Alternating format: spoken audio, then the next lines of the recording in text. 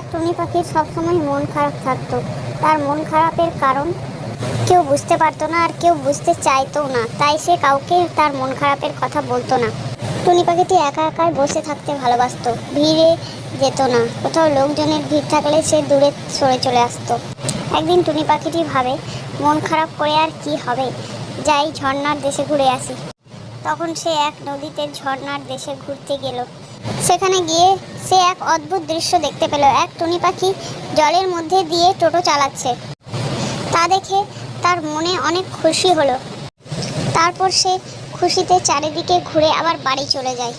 আর টোটো চালানো টুনি পাখিটি টোটো চালাতে চালাতে এক গাছের নিচে নদীতে জলের মধ্যে এক শাকচুন্নি বেরিয়ে পড়ে। তার সামনে টোটোয় উঠতে চায় শাকচুন্নিটি।